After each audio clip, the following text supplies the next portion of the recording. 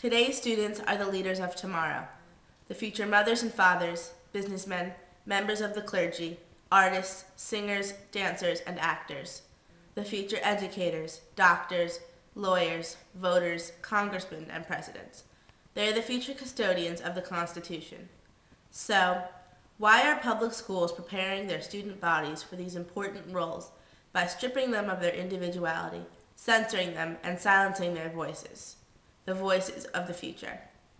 If the Supreme Court rules that school officials can censor silly speech, then that will almost mean the school official can censor almost anything, as long as the school official thinks it's counter to the mission of the school.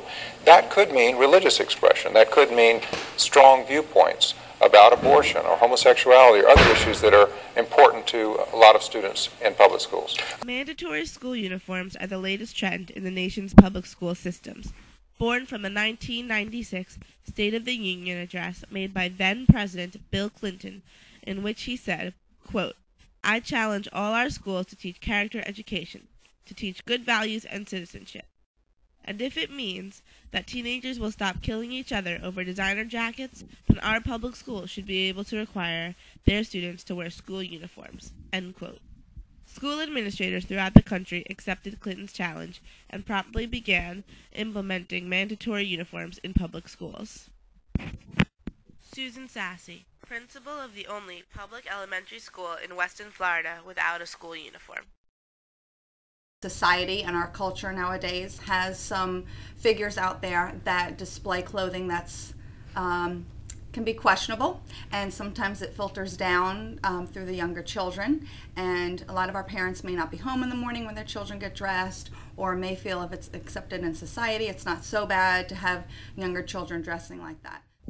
In Weston, Florida, a planned unit development carved from undeveloped land in West Fort Lauderdale by the Arvida Corporation in the late 1990s, and home to Cypress Bay High School, the largest high school in the country, 5 out of 6 public elementary schools and both public middle schools require that students adhere to a mandatory uniform with varying degrees of strictness. The public high school, with a large student population who are eligible to vote, have been unable to implement a uniform policy. Under the Tinker decision, a 1969 Supreme Court decision, students actually have been recognized to have rights in a public school. They don't leave them, as the court said, at the the schoolhouse door. They have these rights. Of course, people have rights anyway, but what the Supreme Court is saying, they have a right to exercise their free speech within a school as long as it doesn't cause substantial disruption. Now, if it causes big disruption in the school official can shut it down. That high level of protection, particularly for religious and political speech, for speech about convictions, was the high watermark for protecting student speech in public schools. Subsequently, the Supreme Court drew back a bit and said, well, we didn't mean to go so far.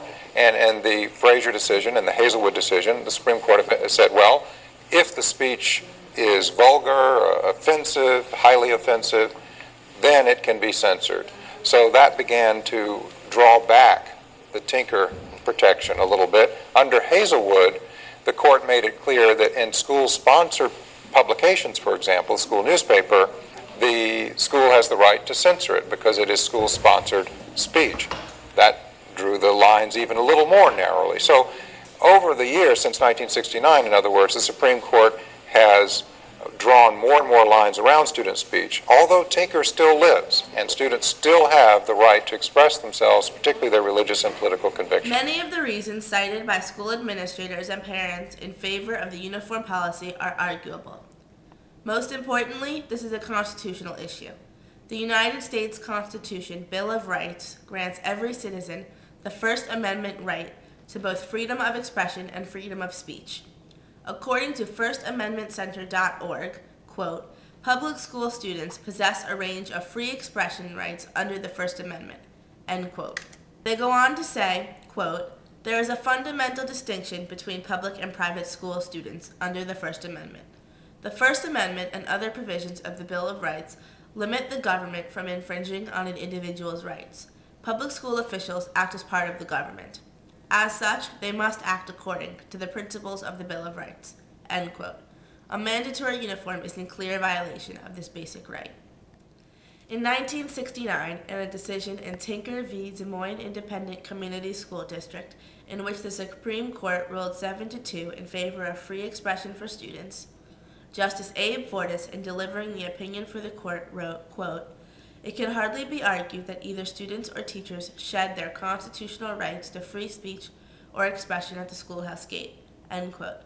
This is the so-called Tinker Standard that continues today to be the yardstick against which students' First Amendment rights are measured, even by a more conservative court that has imposed limits on these rights. Student safety is the main issue cited by school administrators in support of the uniform policy. As explained by Jonathan Leff, 8th grade principal at Falcon Cove Middle School. From a purely safety standpoint, we can determine what kids belong on our campus as opposed to which kids don't. However, there is no asterisk on the Bill of Rights allowing for exceptions when convenient. Another main argument given in support of the uniform by school administrators is that the uniform reduces socioeconomic competitive dressing. School that doesn't have a uniform policy, you start getting into specific brands, and then you have the haves and the have-nots, meaning you can have a group over here that buy the $80, $90, $100, $120 designer jeans, then you have the groups that can't afford it. So in that sense alone, you create a tiered system. In reality, the students unearth more esoteric ways of conveying their economic status. Whatever you wear, if it's like the shoes, if someone has coat shoes or Juicy shoes, you're still like comparing. The undershirts, if they're Sugar Lips or Walmart bought, you can still find the difference. The jewelry, if it's Tiffany or like fake or whatever, everyone still like finds a way to compete with like your clothes. People still dress up and wear different like designer products and stuff. I don't think it's ever going to stop, even with dress code. School uniform policy is driven by parents. The parents voted majority to approve school uniforms. To conclude, I will once again quote Justice Fortas in the Tinker decision. In our system, state-operated schools may not be enclaves of totalitarianism. School officials do not possess absolute authority over their students. Students in school are persons under the Constitution, end quote. Diversity is what makes the world go round.